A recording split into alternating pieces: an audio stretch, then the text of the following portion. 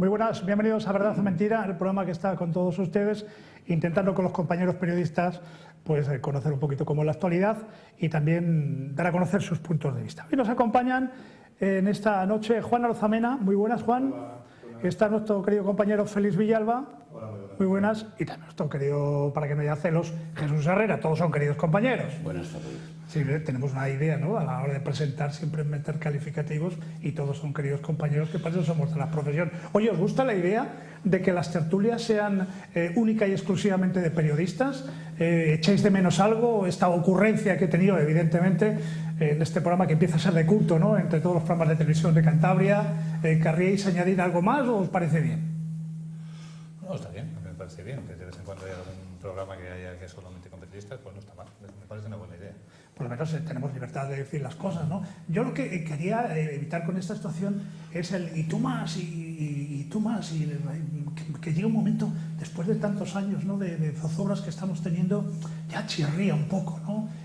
Cada uno que dé su punto de vista, su manera de pensar, y que luego pues cada uno de nuestros espectadores pues, que tome decisiones y que digan, pues mira, tienes razón o no tienes razón. Digo yo.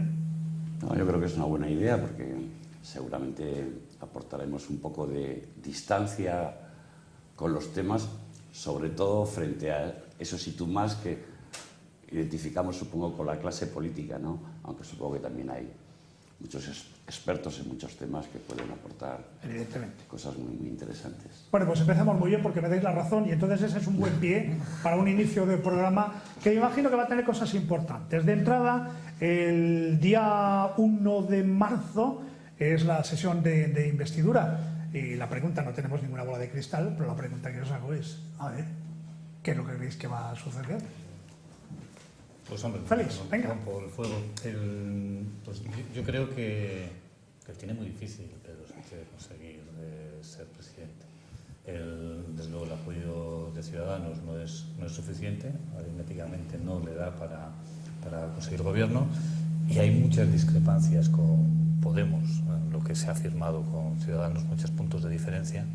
El Mundo publicaba hoy 10 puntos de diferencia, 10 puntos que impedían que Podemos apoyara a Pedro Sánchez como presidente del gobierno, y entonces lo veo realmente complicado. Yo creo que él mismo lo sabe y que es lo que es una oportunidad de diferenciarse de Rajoy en cuanto a la actitud frente a una posible investidura.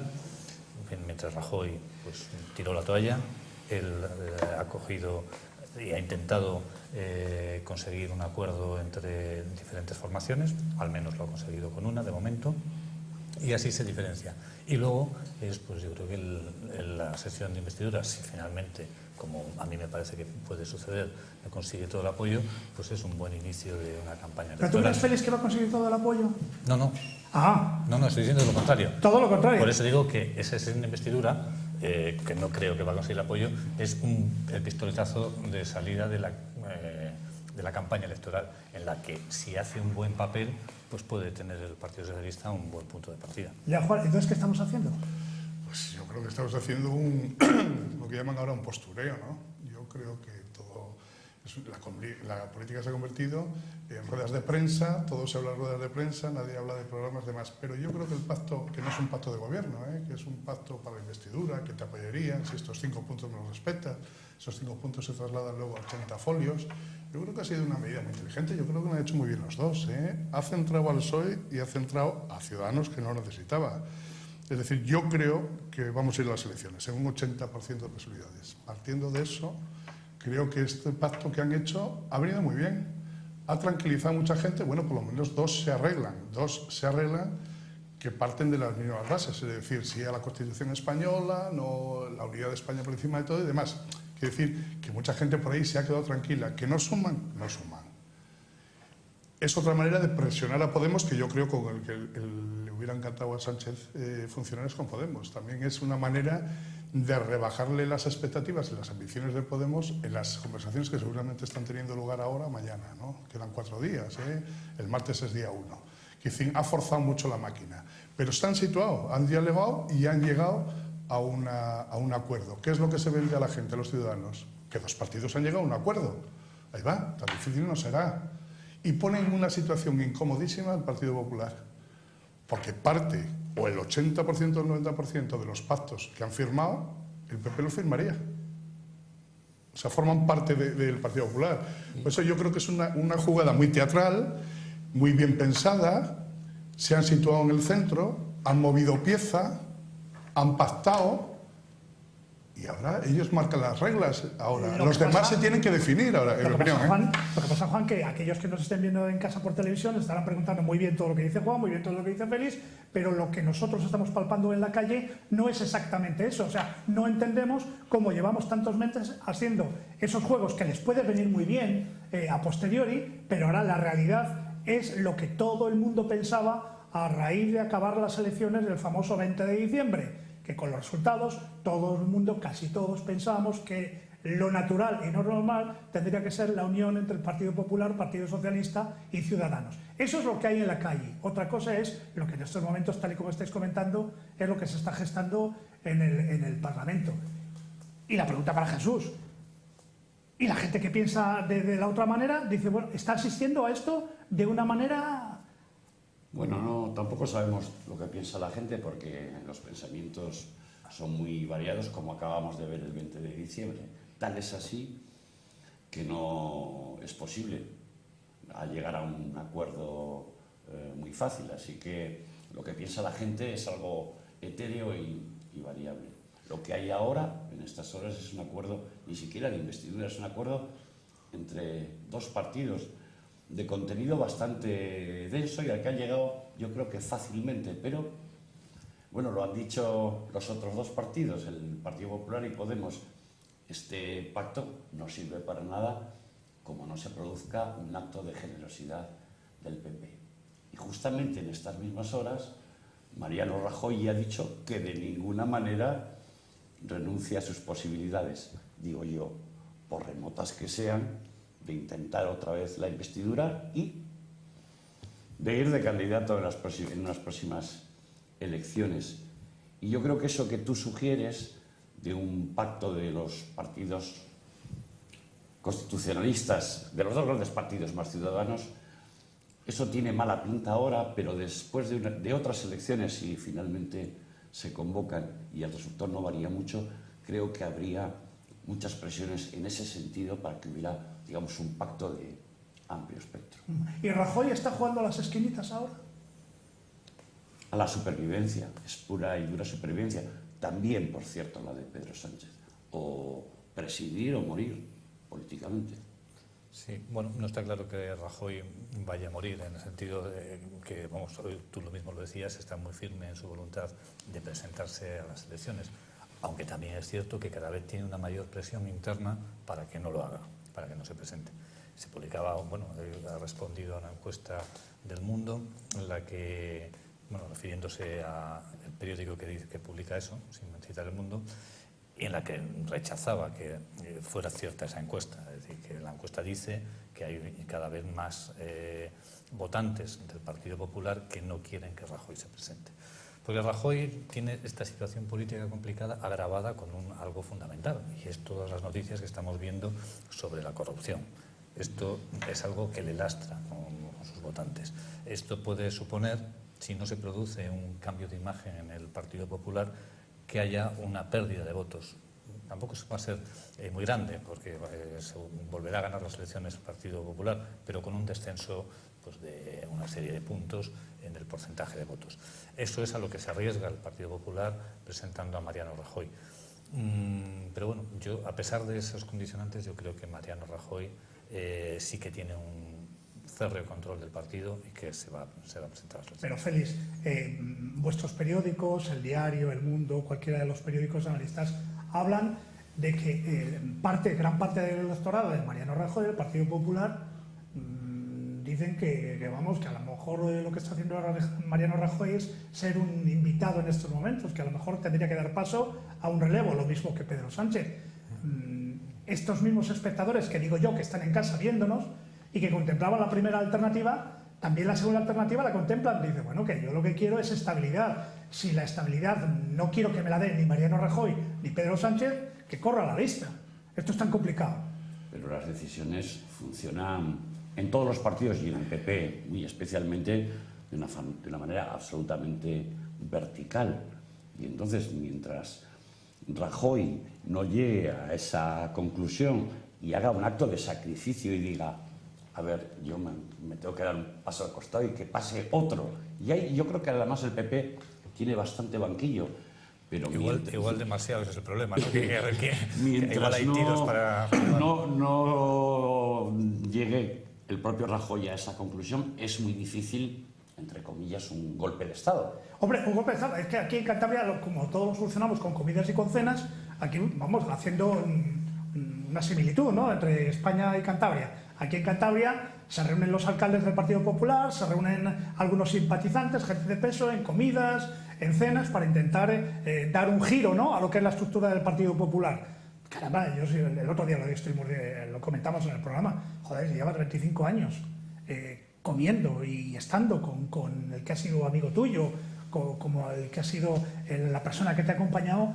Yo no puedo entender cómo, si ahora vienen mal dadas o cruzadas, por los motivos que sea, por los motivos, tú no tienes la capacidad de charlar con él. Si saben ahora, si el propio electorado del Partido Popular está diciendo que en Madrid Mariano Rajoy no cuenta con el apoyo de un 40 y tantos % de afiliados, pues hombre, en blanco y en botella, por mucha estructura que tú estés comentando, Jesús, que es lógico, tal y como lo dices, cuando lleguen los congresos, entonces se abrirá la oportunidad de formarse candidaturas alternativas en España y en Cantabria, que por cierto tienes razón de que hay abundantes similitudes. No, lo que pasa es que yo creo que Rajoy no está en esa situación. Es decir, yo creo que Rajoy domina el partido perfectamente por las razones que habéis dicho hasta ahora, ¿no? Un partido orgánico, de los de antes y muchísimo más estructurado que el resto, ¿eh? El problema de Rajoy es que perdió la iniciativa al no presentarse a la investidura que le ofreció el rey. Es decir, eso es opinable, hay gente que le parece bien, gente que le parece mal, o lo que sea, pero perdió la iniciativa. Él no se puede mover de sus postulados de entonces.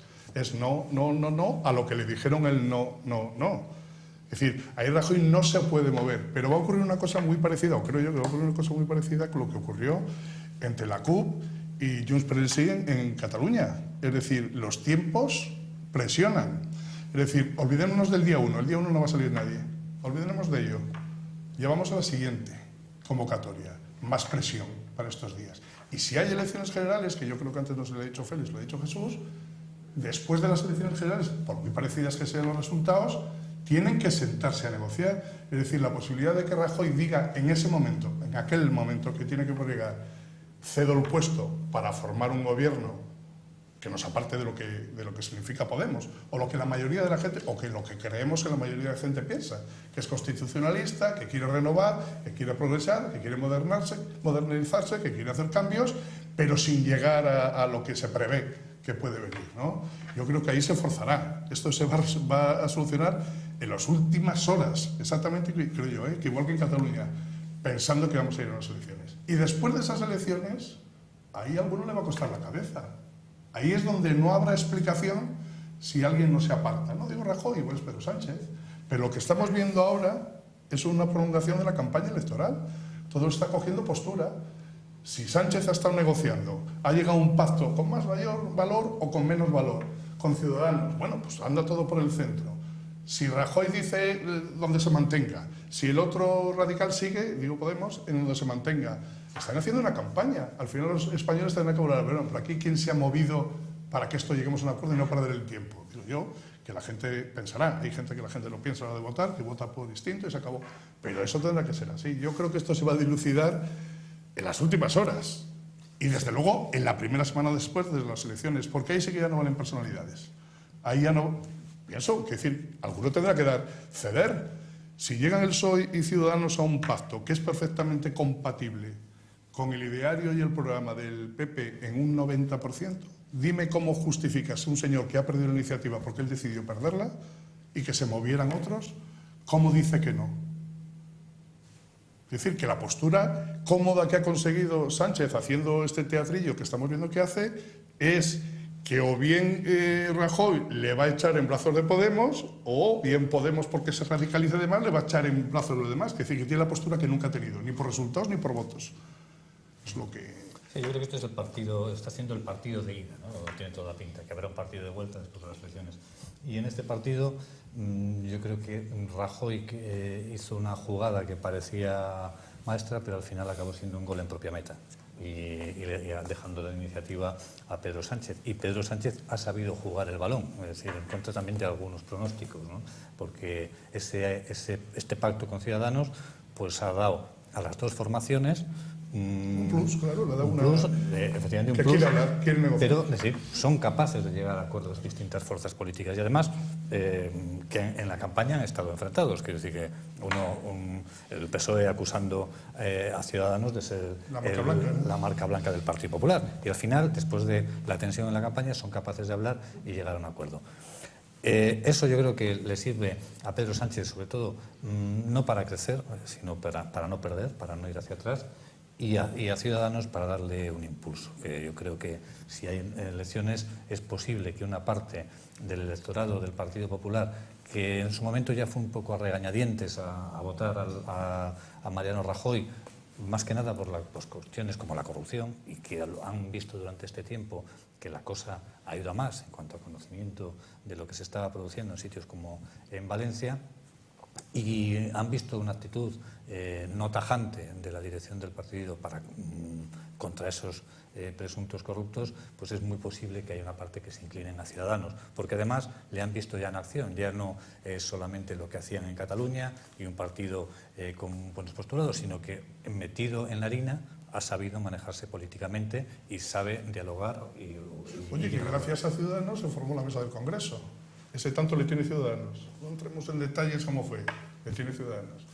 Y Ciudadanos ha vuelto... Es intangible, ¿no? Es decir, sí. ¿Cuánto vale en términos políticos haber propiciado una mesa del Congreso? Bueno, pues ha llevado la iniciativa para hacerlo. Sí. ¿Quién tiene el valor? ¿Quién se le lleva? Sí. Que seguramente gracias a los tres... Yo creo que Pedro Sánchez al menos lo que sí ha ganado es tiempo. Tiempo se ha asegurado, en el peor de los casos, ser de nuevo el candidato de su partido sin apenas discusión, cosa que hubo un momento duro con los varones y con Susana Díaz en que eso no estaba. Y en el peor de los casos, aunque ahora no forme gobierno, que es muy improbable, sí, por lo menos se asegura ser de nuevo el candidato y luego ya se verá. Cosa que Rajoy, fuera de lo que comentábamos antes de la disciplina vertical, tendrá que someterse por lo menos al ruido que haya en su partido sobre la conveniencia de ser el candidato. Yo ya creo que en el Partido Popular hay mucha gente que cree que Rajoy resta más que suma. Oye, otra cosa es que eso provoque un movimiento. Además, con eso, con lo que hemos dicho de que es el Partido Popular, que simplemente haya ruido es muy significativo ya, normalmente. Ya es suficiente. Oye, hay una cuestión, porque Pedro Sánchez comentó que iba a hacer una pregunta a todos sus militantes. Yo no sé, Juan, ¿tú tienes idea? Bueno, digo, Juan, como lo han dicho esta mañana. ¿Lo han dicho esta mañana? Sí, sí, ha salido. A mí me da vergüenza ajena. Si estamos aquí periodistas para opinar, la verdad es eso. Si hubiera un político, seguramente lo justificaría uno del PSOE. ¿Y cuál era la...? No sé textualmente, pero más o menos es pregunta a todos los afiliados, o los simpatizantes, o los que quiera que sea, que van a votar, si están de acuerdo con las negociaciones que está llevando a cabo el secretario general para llegar a unos acuerdos de gobierno de investidura. ¿Y quién dice que no a eso? Claro, eso no era así, porque la idea primera era decir, yo he acordado estos 10 puntos, ¿tú estás de acuerdo o no? No, no es así. Es que si te parece bien que yo esté hablando con Claudio para llegar a un acuerdo, y tú vas a decir que no. Es así la pregunta de abierta, lo que está sucediendo es así de abierta. Aquí en Cantabria, no hace falta ir muy lejos, desde hace 7 días o una semana o 10 días, es que los militantes, que son 3.100, están recibiendo llamadas personales de la dirección del partido diciendo, oye, contamos contigo para que respaldes a Pedro Sánchez. Lo ideal hubiera sido una propuesta concreta, ahora ya es a lo que salga. No, pero la pregunta es abierta, a lo que Jesús. salga. La pregunta es así por eso, abierta. por eso. O sea, ¿quién va a decir que no? Que si estoy de acuerdo en que habléis, hablad. No, eso no es la cuestión. Es lo que dijo en la Ejecutiva Federal, fue cualquier acuerdo que adopte, es decir, punto que adopte, lo someteré al criterio de los afiliados. Pero no ha alcanzado el tiempo. No, pues que la pregunta ya está hecha. Claro. Y es el domingo, me parece, cuando lo van a hacer, ¿no? Sí. Y claro, ¿están de acuerdo en que hablen? Sí. Bueno, pueden comprobar nuestros espectadores que lo bueno que tiene esta tertulia de periodistas es que están muy bien documentados. Entonces, claro, no es como los políticos, no, bueno, yo creo que no es así, quizás ya veremos. No, ellos lo que dicen lo expresan claramente aquí en nuestro plato. Bueno, la gran pregunta estamos ya en el fondo del túnel. No sé si vemos luz o no vemos luz. Lo que sí vemos es casi con una cierta previsión que el 26 de junio nos podemos encontrar con nuevas elecciones. ¿Creéis que ha sido un fracaso de nuestra política el que se tengan que repetir estas elecciones? Bueno, lo que pasa es que nunca se ha producido que se repitan las elecciones, pero bueno, es una posibilidad dentro de la Constitución y una solución democrática a un problema que se puede producir y, como hemos visto, se ha producido. Y no me parece tan grave, más allá de que efectivamente es un gasto añadido, es tiempo perdido, porque en estos momentos seguimos con un gobierno en funciones y seguiremos si hay elecciones durante mucho más tiempo de lo previsto, pero bueno, no es tan grave. En cualquier caso, lo ideal sí es que los políticos, sea cual sea el resultado, intenten llegar a un acuerdo, sean capaces de leer eso tan difícil como leer lo que han trasladado los electores en las urnas y alcanzar acuerdos.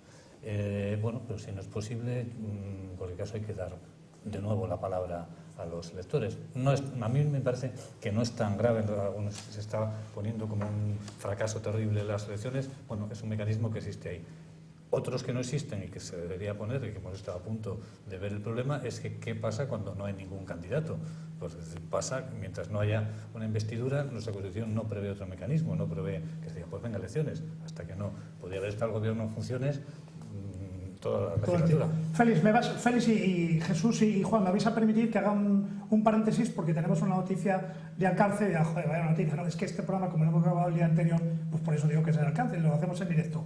Podemos suspender las reuniones con el PSOE para formar gobierno tras el acuerdo de los socialistas con Ciudadanos.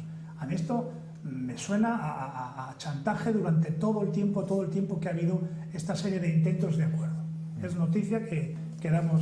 Bueno, podemos estar chantajeando todo el rato. Tampoco hay que creérselo todo, ¿eh?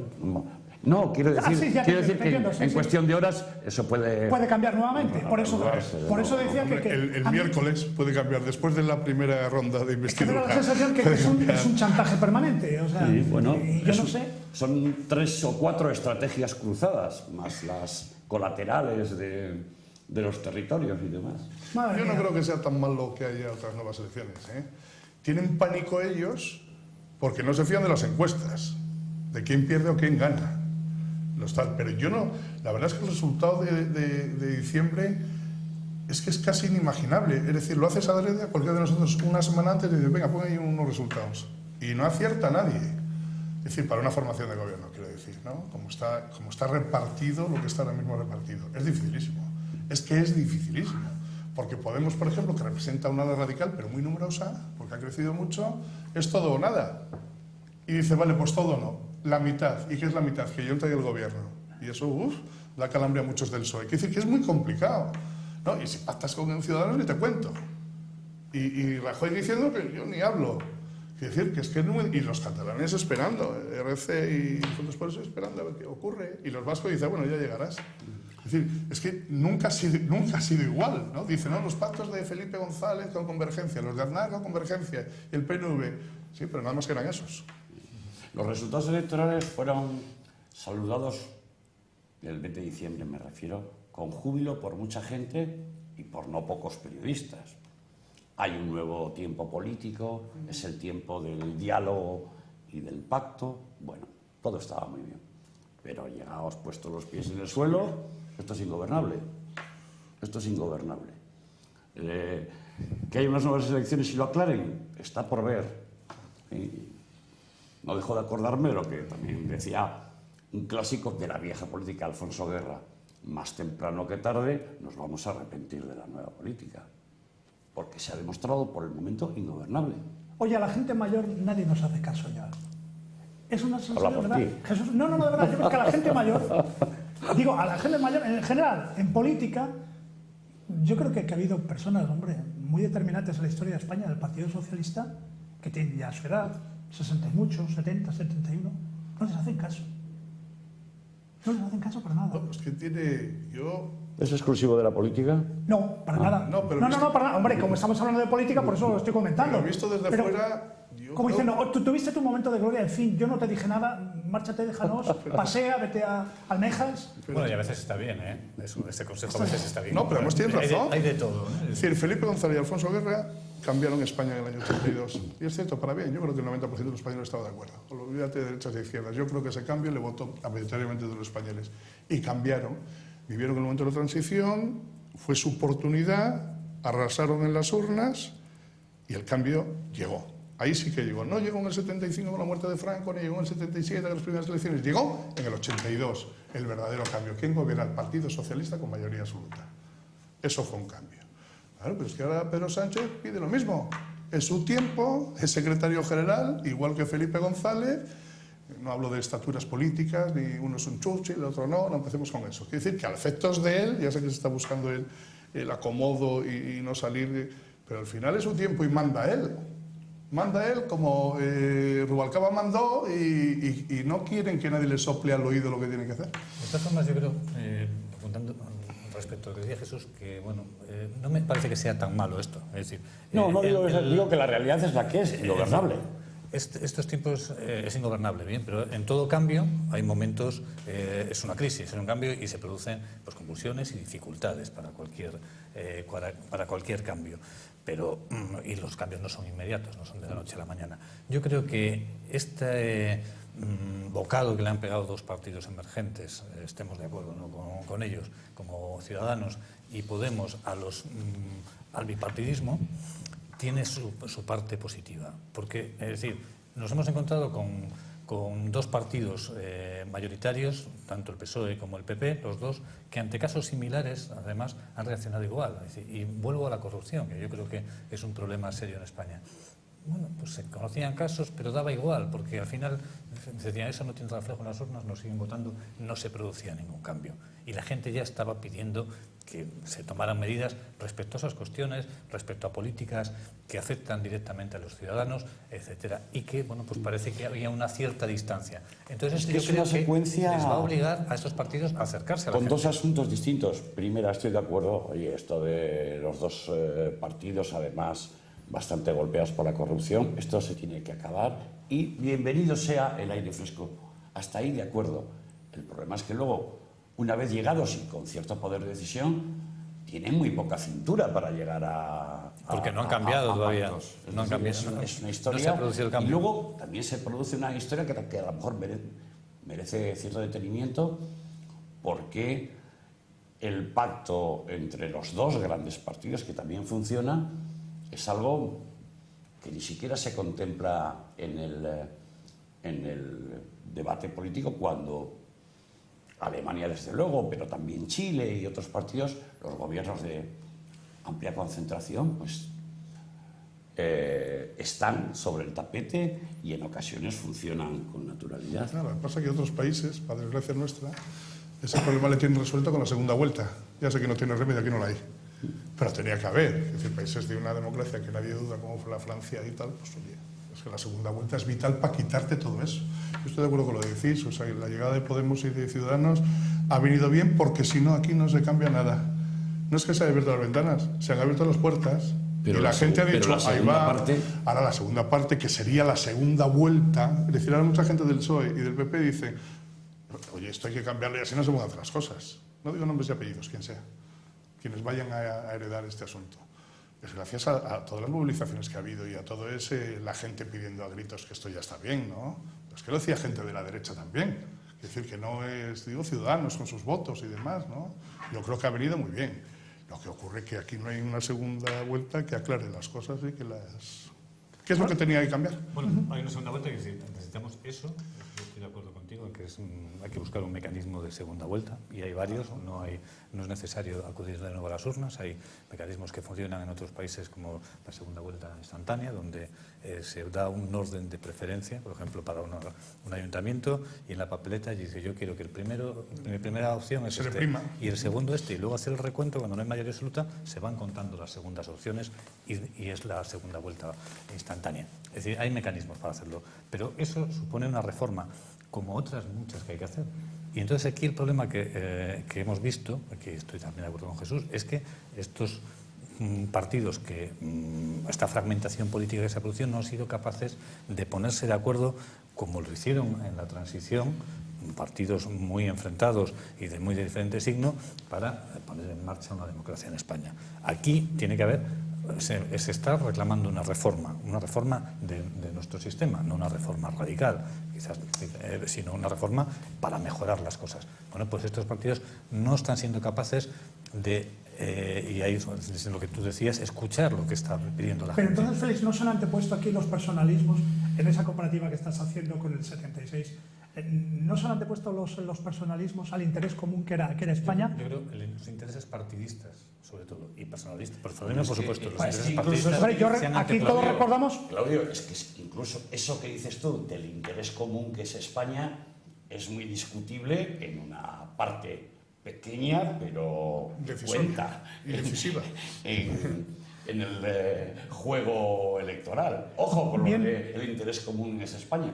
No para todos. Bien, el interés común, bien, pero vamos... Pero vamos, bueno, en la transición había discrepancias muy grandes con el modelo de Estado, es decir, monarquía o eran república. tres, Félix, pero eran tres. Pero era la Alianza Popular, el Partido Socialista y el Partido Comunista. UCD... No había más. Sí. No, UCD 76, UCD, sí. Sí, pero digo que de aquellas... De aquellas, cada uno de sus partidos tuvo que ceder. Claro. Tuvo que ceder para conseguir el bien, el interés, que como tú bien decías, era la democracia en España. Entonces, esto ahora, estamos los votantes desde nuestras casas, estamos expectantes, a ver, ¿estos serán capaces de ponerse de acuerdo? De momento. Soy muy pesado, soy muy tozudo, pero lo que yo estoy diciendo, vosotros también lo habéis dicho, habéis escuchado por activa y por pasiva, de una santa vez que se pongan de acuerdo.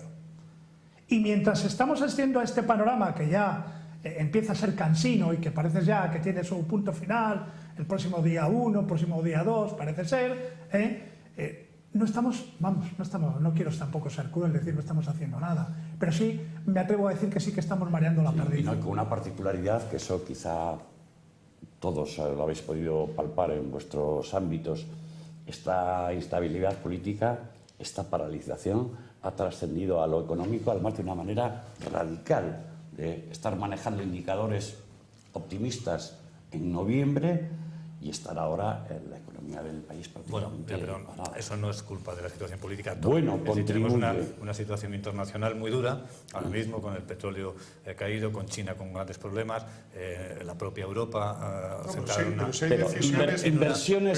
inversiones paralizadas como AENA, decididas en diciembre en Cantabria, sin ir más lejos, han quedado paradas y los coches han dejado de venderse. Todo influye, pero la inestabilidad política de una manera en cualquier caso no podemos someternos a una dictadura de la economía. Es decir, es una cuestión de tenerla en cuenta, ¿no? Cuando se habla de los mercados, es un efecto que hay que tener en cuenta, pero bueno, la situación, la política es la voluntad, teoría del pueblo, de la gente. Por lo tanto, eso es lo que tiene que primar. También tenemos que ser cuidadosos para no hacer tonterías y provocar una caída examinar de la situación económica. El tema como un factor. Pero no nos pueden condicionar, es decir, que tampoco marquemos. Insisto, es decir, la situación económica se está deteriorando y amenaza una nueva recesión en Europa, no en España. Es decir, el problema es internacional y mucho más allá del ámbito europeo. Es en China, es en los países productores. Prométeme un día, de verdad. Prométeme un día porque yo me vuelvo loco. Prométeme un día que me lo vas a explicar. Si antes joder. No sé si podré. A mí a los espectadores, yo es que no lo entiendo. Hace 7 u 8 años el barril de petróleo estaba como estaba y íbamos a la debacle. ¿Os acordáis? Esto no puede ser, estaban los mercados emergentes, China se lo está llevando todo, esto no puede ser. Ahora de repente está pasando todo lo contrario y nos estás contando que es lo mismo. Claro, efectivamente, es como los precios. No, pero explícalo, porque los que no somos muy espabilados, pues hombre, necesitamos también que nos... Tienen que estar en término medio en todo, ¿no? Es decir, no es muy bueno, por ejemplo, hablando de los precios, lo que nos afecta, no es bueno una gran inflación, es malo porque nos perjudica a todos, y no es bueno una deflación, no es bueno que bajen los precios, porque indica una parálisis de la economía, una reducción fuerte de la demanda. Bueno, tú lo que dices es que suba el precio del barril, ¿no? Hombre, a mí entonces, si sube el precio del barril, ¿qué hacemos? El precio del barril tiene que estabilizarse, efectivamente. No, como también es bueno que suba el IPC. La gente dice, no, pues que bajen los precios, que eso es muy malo, tiene que subir. Pues bueno, quiere decir que hay cosas de esas que tienen su explicación económica, claro, y su repercusión en la vida. Una ¿no? parálisis, los precios, claro, si están bajando es que la economía va mal. Es decir, es porque claro, no se vende, no hay demanda y la gente tiene que bajar los precios. Si sube el precio es mejor. La subida, claro. Si sube el precio, es muy malo. No hay dinero para comprarlo. No, si la subida es excesiva, será una subida moderada, como hemos vivido en los últimos años, de una situación donde con una inflación controlada, que estaba en torno al 2 y pico %, eso significaba que nuestra riqueza iba creciendo por encima de ese nivel y permitíamos seguir creciendo. Oye, y para meter una cuñita, perdona Juan, la última ya, para meter una cuñita, esos analistas que van diciendo por ahí que desde el momento que ha cambiado el gobierno en Grecia y que ha cambiado en Portugal, ha ido a peor, y algunos lo están cogiendo como bandera para España, ¿qué tenéis que decir en ese sentido? ¿Tienes razón? ¿No tienes razón? Hombre, cada país es diferente, pero sí ha habido medidas. Bueno, en Grecia hemos visto la situación que se provocó después de las elecciones y con esas algunas decisiones que desde mi punto de vista estaban totalmente equivocadas, que iban contra ese pulso que se ha hecho con la Unión Europea. Pues sí, efectivamente hay medidas que perjudican, pero bueno, yo creo que sobre todo a la situación de cada país, ¿no? Es decir, en el caso de Grecia, claramente, yo creo que las equivocaciones que se cometieron perjudicaron básicamente a los griegos, no tanto al resto de los europeos. Hombre, somos una Unión Europea en la que si hay un enfermo nos afecta a todos. Pero lo de Grecia poquito, porque son poquitos los griegos, son una economía muy pequeñita. Es más una cuestión, yo creo que psicológica. Sería mucho más grave si Cameron no consigue convencer al alcalde, a la población para que diga que quiere permanecer en la Unión Europea. Eso sería muchísimo. Y eso que ha sido siempre un país, yo diría que privilegiado en su relación con la Unión Europea. Y sin embargo no le parece bastante. Y yo tengo la idea de que el acuerdo que han llegado es bueno para la Unión Europea. De Cameron va a ganar esa batalla como ganó la de Escocia, incluso antes de que este hombre, el alcalde de Londres, se pronunciara. La ventaja era importante, pero si los ingleses, que han sido privilegiados en esa relación, tienen serias dudas, ¿qué será de los que últimamente no nos ha ido tan bien? Que también España tuvo su momento de objetivo 1 que fue muy interesante para él. Pero como verán ustedes, no tenemos una consejería de exteriores en Cantabria, pero bueno, aquí a nivel periodístico se nos queda pequeño todo. ¿Os parece bien que entremos en Cantabria a tocar temas? Lo metemos en la batidora y empezamos a tocar temas de Cantabria. A ver, algo que yo tampoco entiendo, y hay muchas cosas que no entiendo últimamente. ¿Por qué el gobierno regional, a mí me parece extraño que la futura ubicación del MUPAC no pueda estar en Santillana del Mar? Que a mí se me antoja parece como el lugar idóneo, ¿no? Al lado de las cuevas, parece que tiene sentido que esté allí.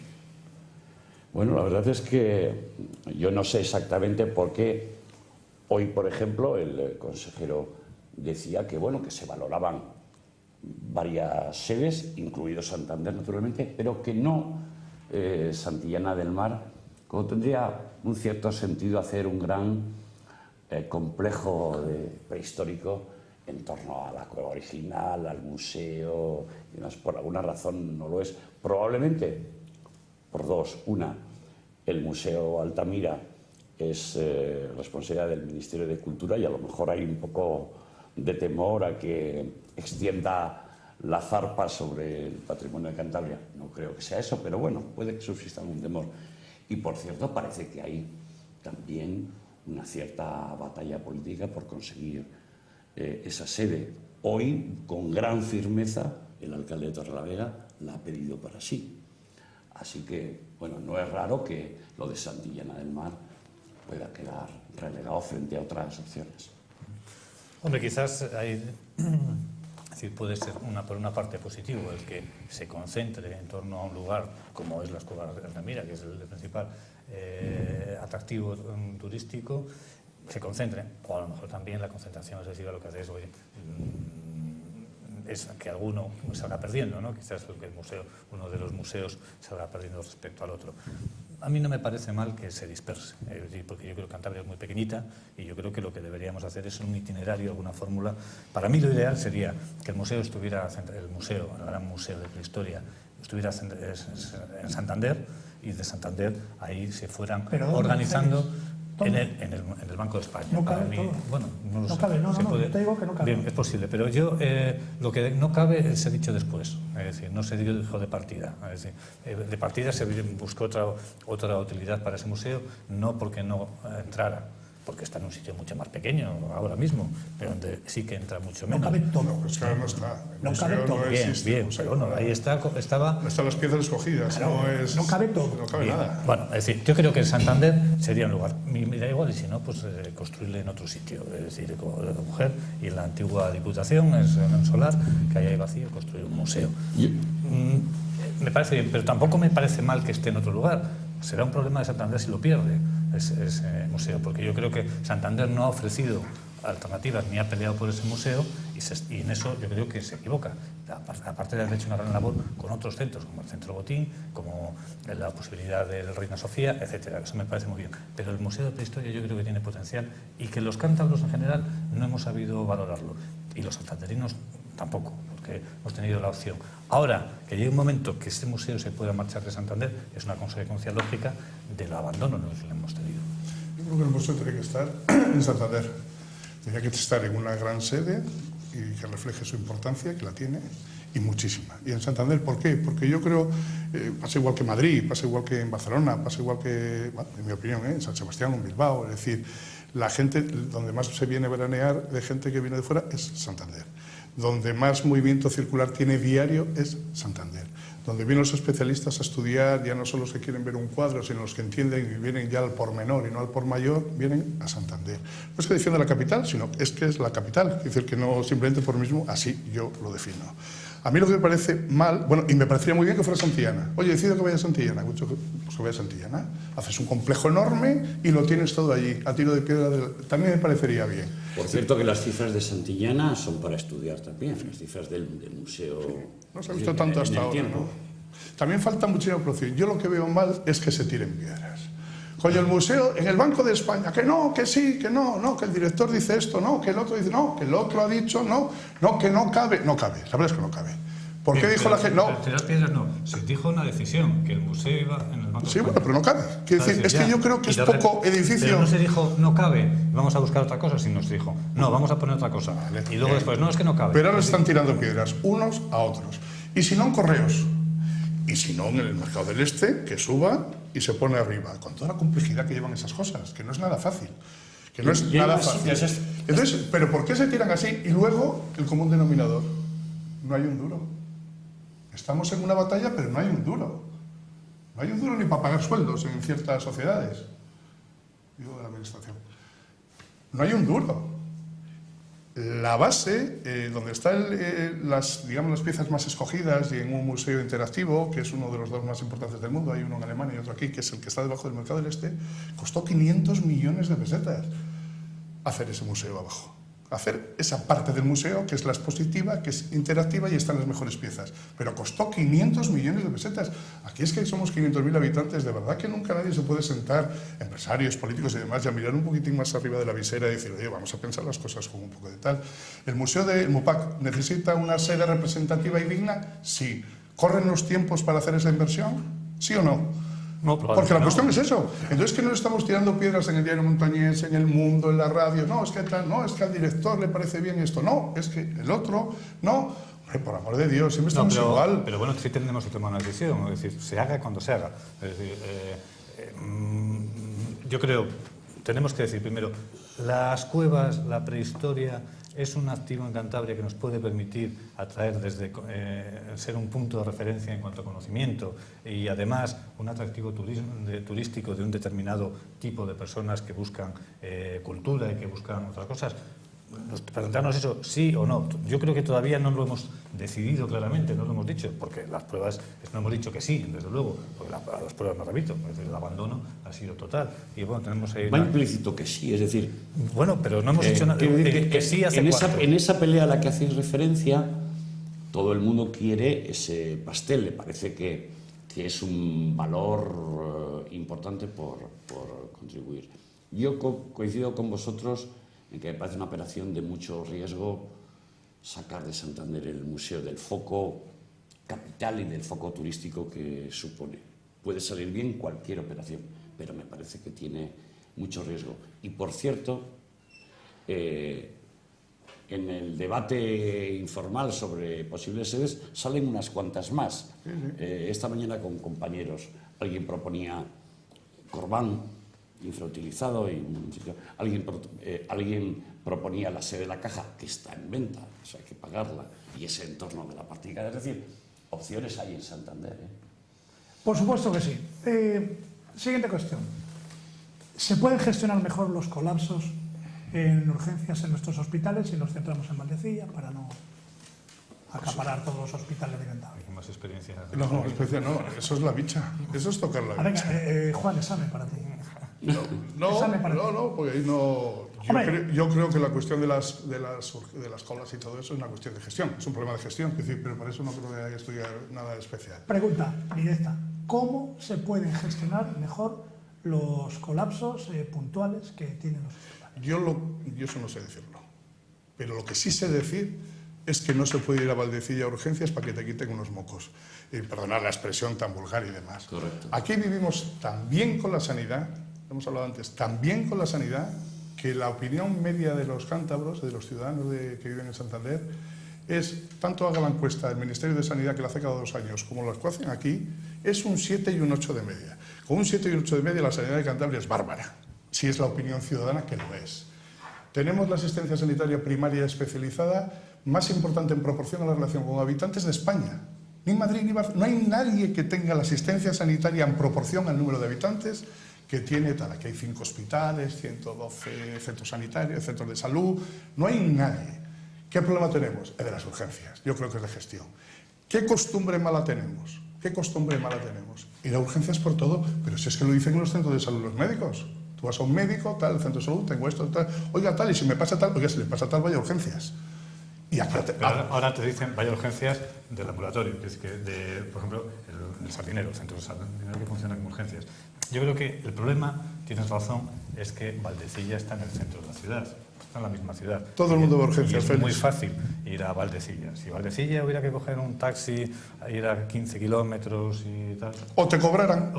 Bueno, es que le decíamos antes, en Dinamarca, Suecia y tal, te cobran. Es un gran debate ese, claro. Claro, es que claro, Sí. te cobran, pero ¿por qué te cobran? Porque si tú vas por lo que vas, pues pagas. Y ya verás tú cómo enseguida se arregla el asunto. Pero es verdad que esa quiere- población de riesgo, que son las personas mayores que andan bajas en defensa, que una gripe es un problema muy grave, que todos los años viene, ya estaba tardando, bueno, ya la tenemos aquí.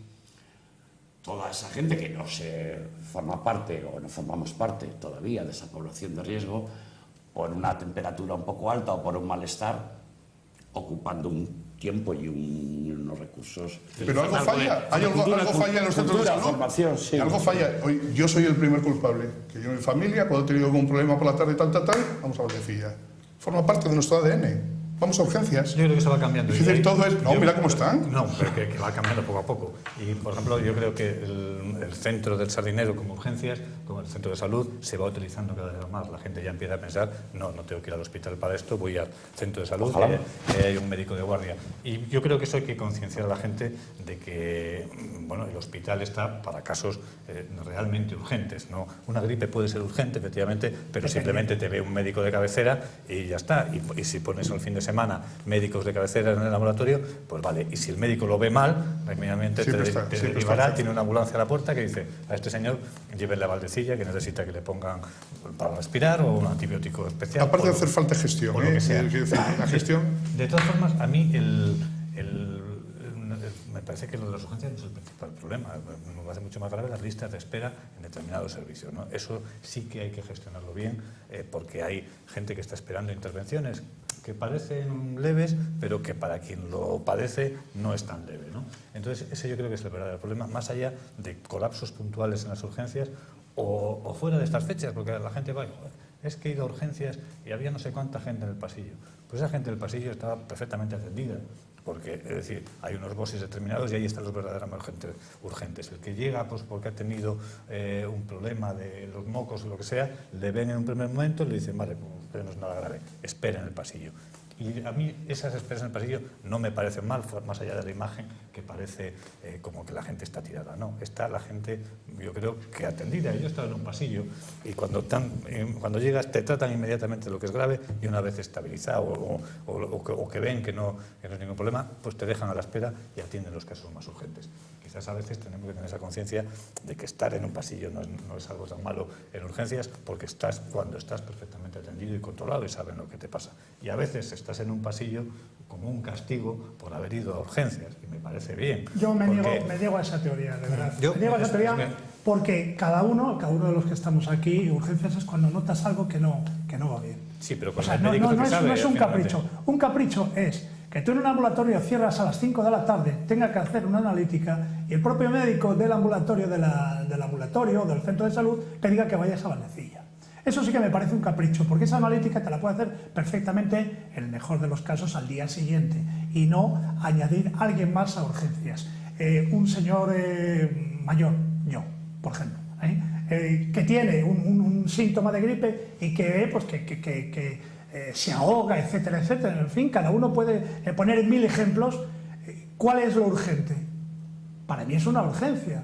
A lo mejor luego después no. El caso que ponía Juan, que era muy ilustrativo, pues hombre, evidentemente eso no es para una urgencia. Pero hay otra historia. Pero eso es ¿Cuántas veces vamos de los que estamos aquí a urgencias a lo largo de todo el año?